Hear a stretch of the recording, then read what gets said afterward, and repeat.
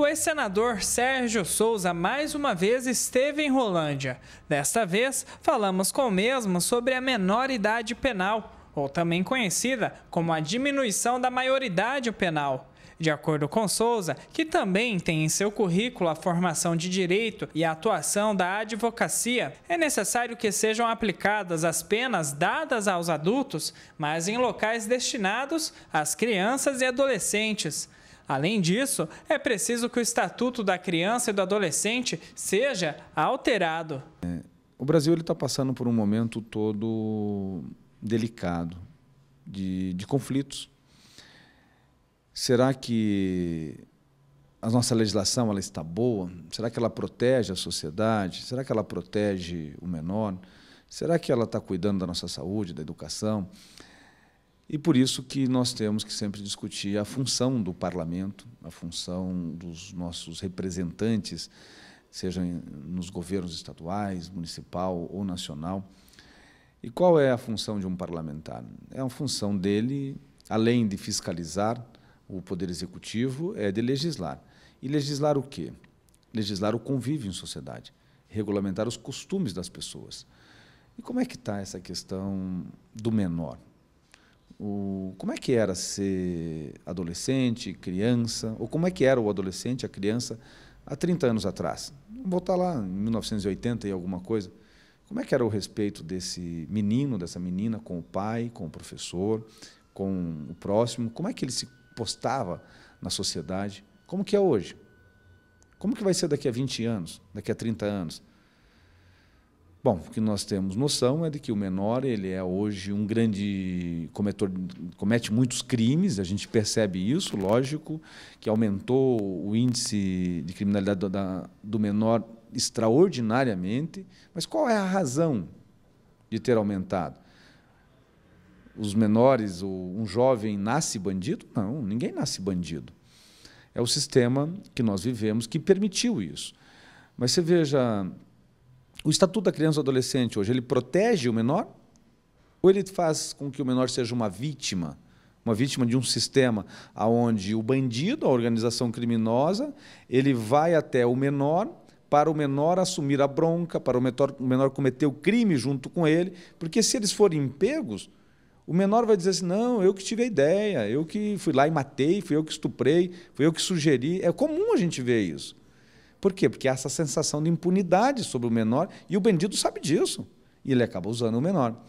E o próprio menor tem essa sensação de que ele pode fazer. Ele pode cometer o crime que ele não vai para a cadeia, porque tem o Estatuto da Criança e do Adolescente, tem o Conselho Tutelar, que faz um papel importantíssimo, o Conselho Tutelar, mas não está dando mais conta, porque o sistema está posto de tal forma que não protege o menor.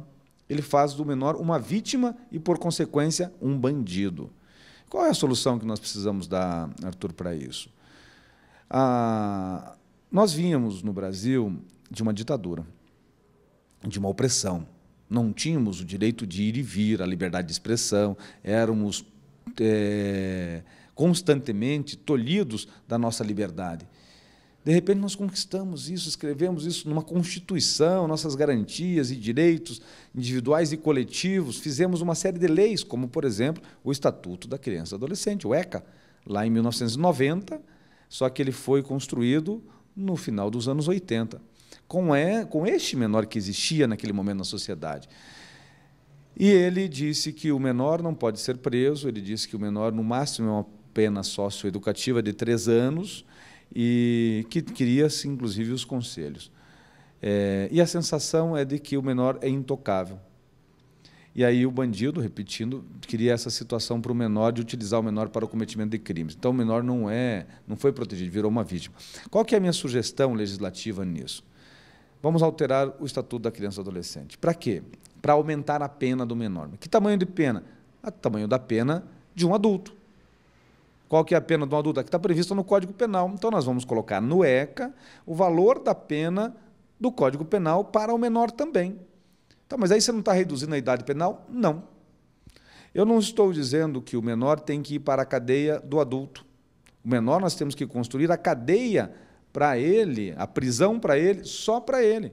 Porque se você pegar este menor, reduzir a idade penal, e você colocar este menor na cadeia comum, Ele vai cumprir a pena dele lá durante os seus 6 meses, 1 ano, 2 anos, e ele vai voltar a morar na sua cidade, no seu bairro, do lado da sua casa, e ele vai voltar mais ou menos bandido.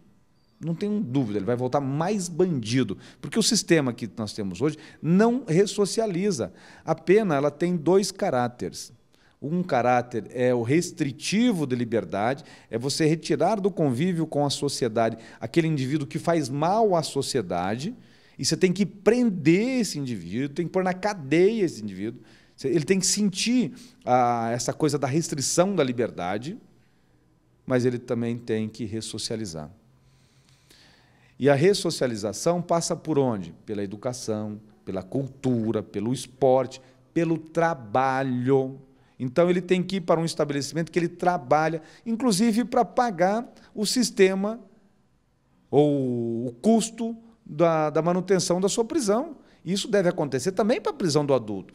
Esse negócio de você colocar todo mundo na cadeia, vai aqui em Rolândia para ver, deve ter centenas de pessoas presas aqui na cadeia de Rolândia. Estão fazendo o quê? Nada, o dia inteiro, nada. Estão só pensando em como é que um dia que vão sair e quando sair, que crime que vão cometer, pelo menos a sua maioria, de novo. Vai lá ver a ficha da reincidência. Agora, se você colocar esse indivíduo para trabalhar o dia inteiro e para estudar à noite, como um cidadão de bem comum faz no seu dia a dia, você acha que ele vai sair de lá mais ou menos bandido? Então, é assim, nós precisamos ter uma preocupação com o nosso menor. Nós precisamos salvar os nossos menores desse sistema que está errado. E por isso que nós temos que mudar a nossa legislação. E são vários fatores que levaram a essa vitimação do menor ou essa possibilidade do menor ser bandido e virar um indivíduo intocável, ou seja, essa sensação de impunidade com relação ao menor. Por exemplo, a lei da palmada. Eu sou contra um pai espancar um filho, sou contra. Mas eu sou a favor de um pai de família educar um filho.